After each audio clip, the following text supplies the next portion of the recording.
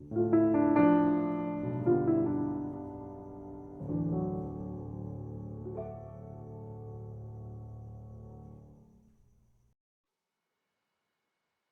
and Billy's leave the street and droopy neighbours me. Market day is wearing late and folk began to attack the gate as we sat boozing in. I'm not sure if anyone understands any of that. That's Tam O'Shanter in the Scots language, so to speak. Burns is a poet of the people. So he wrote about the drinkers, the cobblers, the fishermen, the suitor Johnnies of the world, who is Tam O'Shanter's drinking companion. So this poem is called Tam O'Shanter. It's roughly the story of Ichabod Crane. Both stories are written at the same time. It's a ne'er-do-well. In this case, he's sitting in a pub. He's drinking himself crazy. There's a storm roaring outside, and he will have a number of encounters as he drunkenly rides his horse home that night. His horse is called Maggie. His friend is called Suitor Johnny. Two terms you should know: foo, drunk; drouthy, thirsty.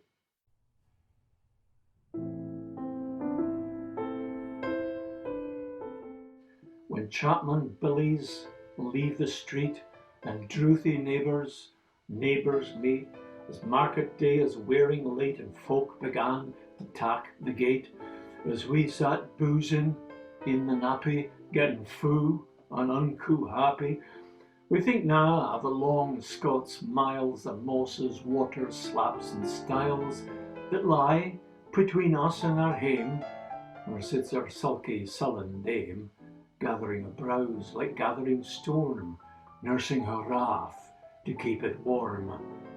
This truth, fond, honest, Tam O'Shanter, of he fry air, aye night that canter, all air, from where ne'er a town surpasses for honest men and bonny lasses.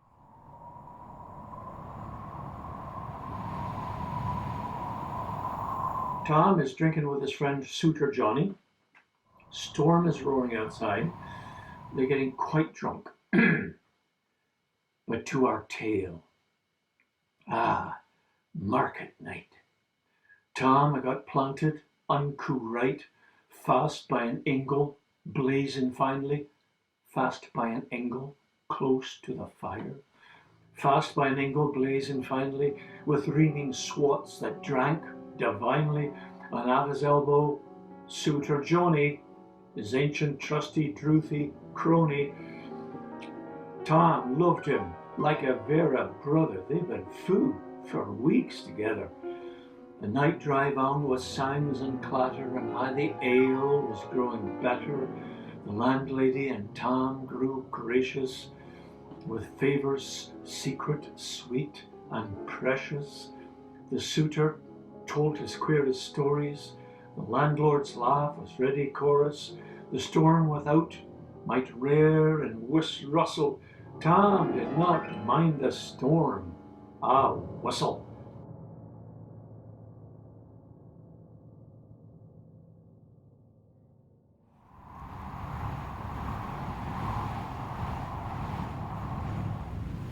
In this wild night, Tom would eventually ride home by himself on his horse, called Maggie, who was a mare, and they would come across a haunted church, and they would see a light, and inside there would be dancing witches and warlocks.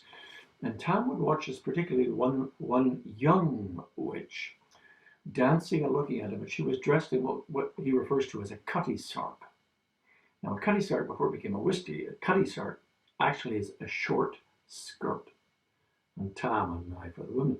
And of course, the music for the dance is being played by the devil himself, Old Nick, playing on the bagpipes. As in so many of these stories, it's the devil who provides the music for the dance.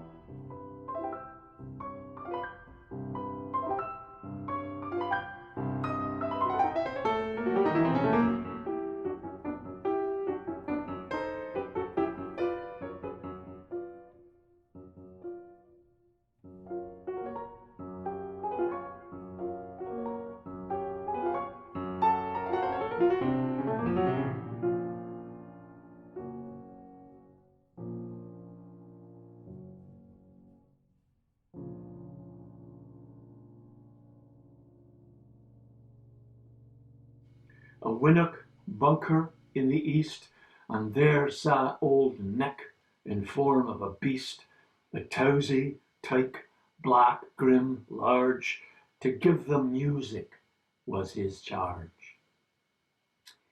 And there we'll leave Tom, and we'll pick him up later as his encounter with the cutty circ. We'll do that at the end.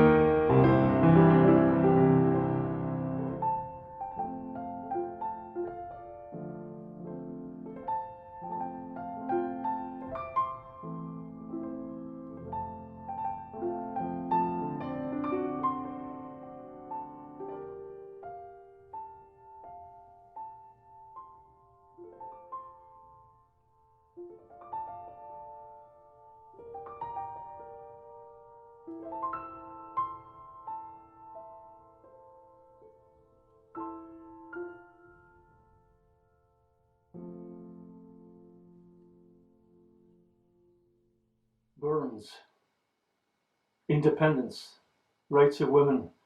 It was a tumultuous time he lived in. The American Revolution, or the War of Independence, was just 15, 20 years before. Would have changed Europe thinking of that. And he was also right in the middle of the French Revolution. And he would say things like, there's freedom for them that can read, and freedom for them that can write, but none ever feared that the truth should be heard, but them whom the truth would indict, which in fact is addressing fake news, distortions, alternate truths. There's freedom for them that can read and freedom for them that can write, but none ever feared that the truth should be heard, but them whom the truth would indict.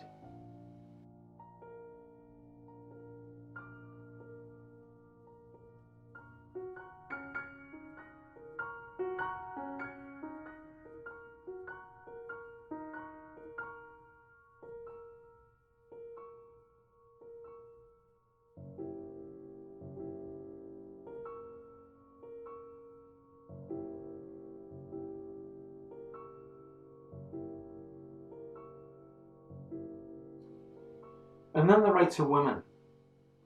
So the French Revolution is just across the channel. I mean, they are cutting the heads off in 1792 at this point. And talk about the rights of man is all around. And because this is the Actors Fund of Canada we're trying to raise money for, this next piece was first read, he wrote it for an actress. Her name was Miss Louisa Fontel, a London actress. And she performed this in 1792. You can hear the echoes of the French Revolution.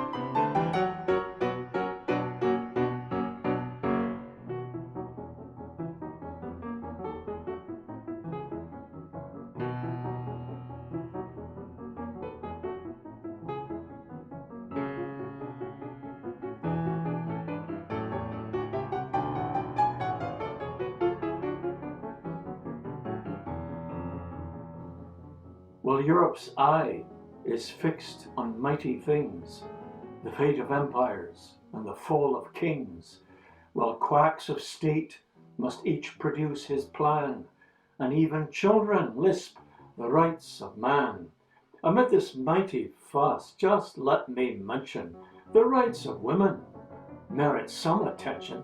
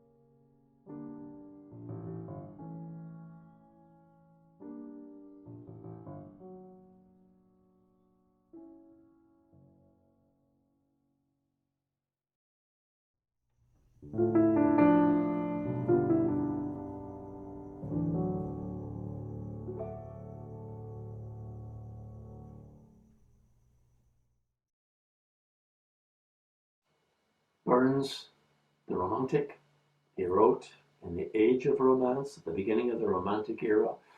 He loved many women, was loved, had children by many women, and he could write a poem. This one's called The Farewell to His Love, Nancy.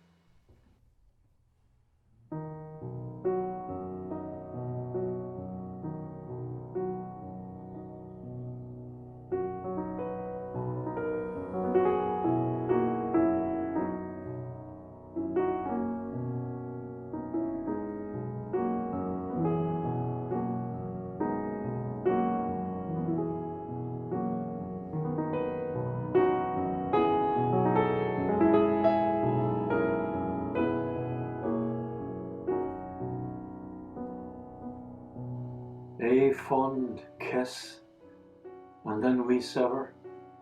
A farewell, alas, forever. Deep in heart-wrung tears, I'll pledge thee. Warring sighs and groans, I'll wage thee. Who shall say that fortune grieves him, while the star of hope she leaves him? Me, nay, cheerful twinkle lights me, dark despair around benights me. I'll ne'er blame my partial fancy, for nothing could resist my Nancy.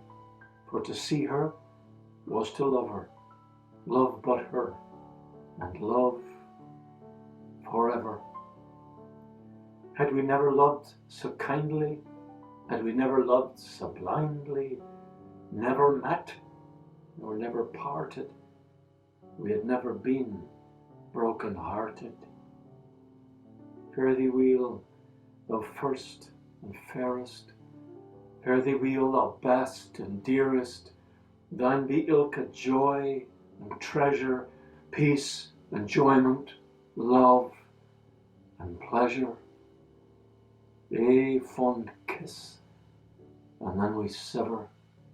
A farewell, alas, forever. Deep and heart-wrung tears, I'll pledge thee, warring sighs and groans, I'll wage thee.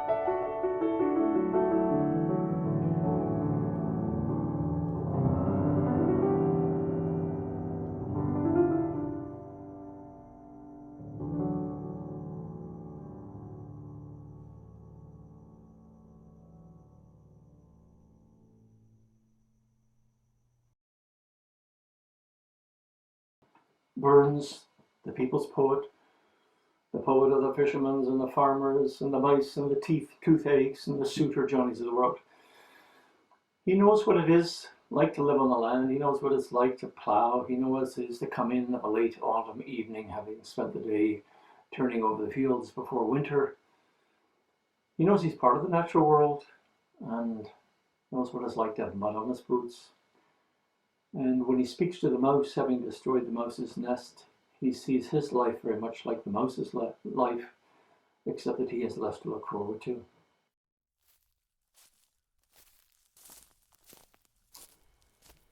This is called To a Mouse, on turning her up in her nest with the plough.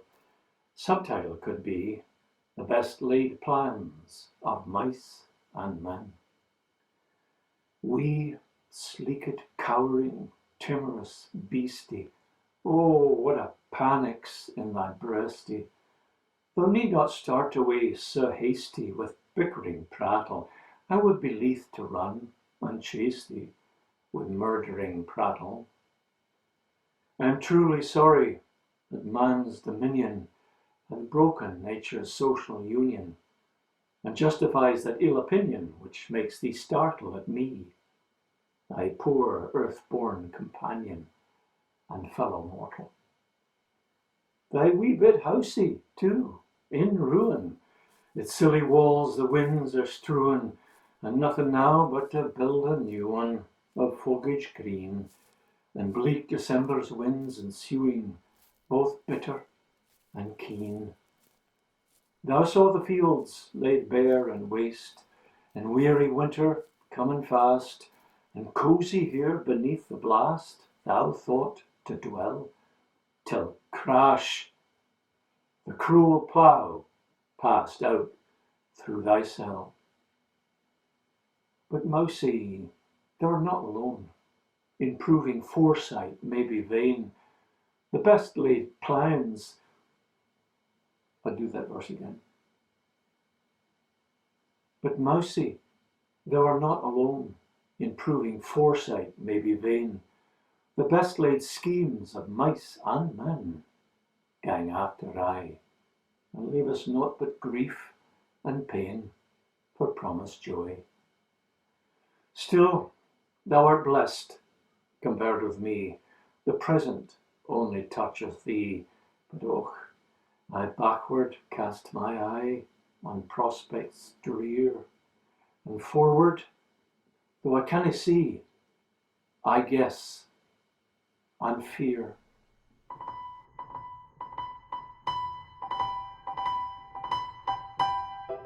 Address to the toothache, my curse upon that venom stang that shoots my tortured gums along and through my lug as many a twang with gnawing vengeance, tearing my nerves with bitter pang like racking engines. When fevers burn, or agues freezes, rheumatics gnaw or colics squeezes, our neighbour's sympathy can ease us with pity and moan, but thee, thou hell of diseases, aye, mocks our groan.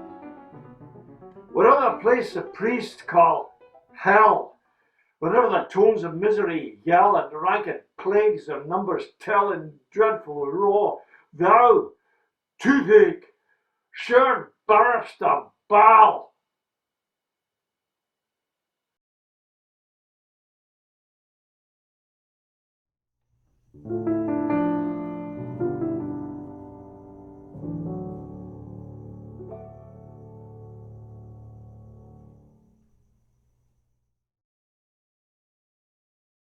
There's a witch called Nanny, and she sees Tom watching her dance. And Nanny, there's a line, she tosts her duties to the wark and ends up being scantily dressed, and hence the chase ensues. One word you should remember, Carlin is another word for witch. So they've just arrived outside this haunted church.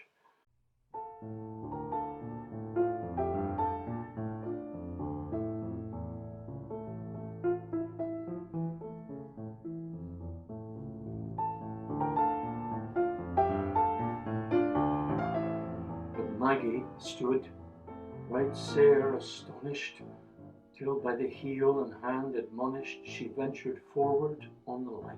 And wow, Tom saw an uncouth sight, warlocks and witches in a dance, nae cotillion bray new from France, but hornpipes, jigs, strathbrays and reels, but life and metal in their heels.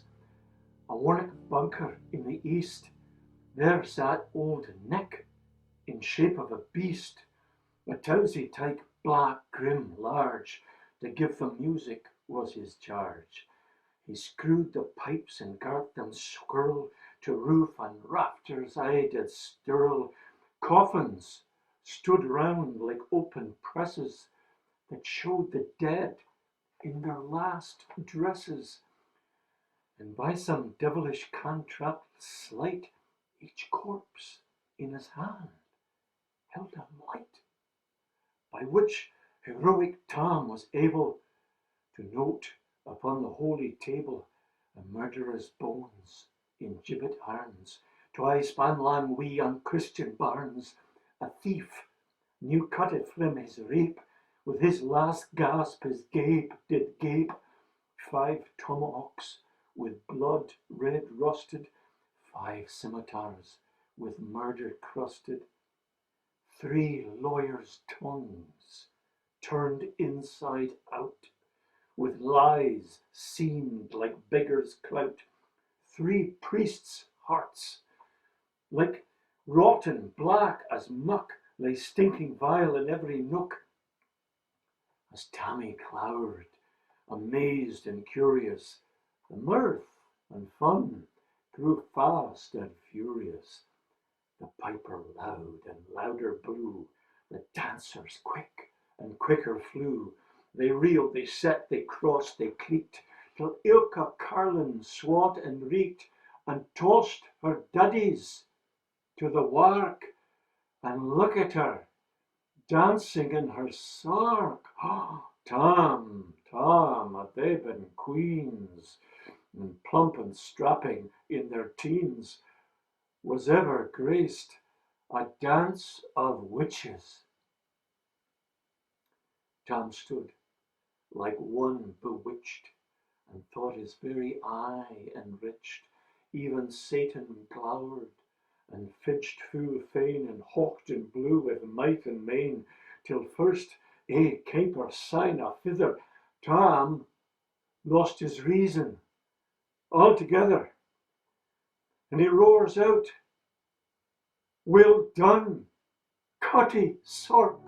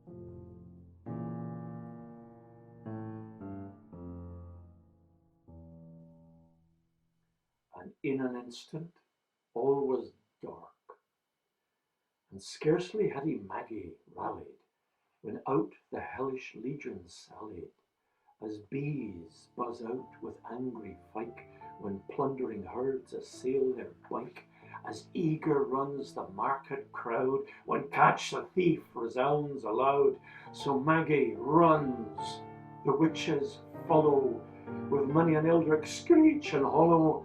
Ah, Tam, Tam, thou get thy faring, in hell they'll roast thee like a heron. And so the witches chase Tam and Maggie. They finally get away, but not before the one witch, Nanny, grabs Maggie the horse by the tail and rips Maggie's tail off. And Tom escapes. He'll tell another drunken story in the pub. Now the Cutty Sark became a whiskey. That's what we all know Cutty Sark from a whiskey. But actually means the short skirt, or short nightie. She was wearing a short nightie. Now there was a ship named the Cutty Sark, and it still exists in the UK. It's up in Drydock. And its bowsprit is the Carlin, is the young witch, Nanny. And in her carved hand, on the prow of the ship, Cutty Sark, she's holding a horse's tail. That's Robbie Burns.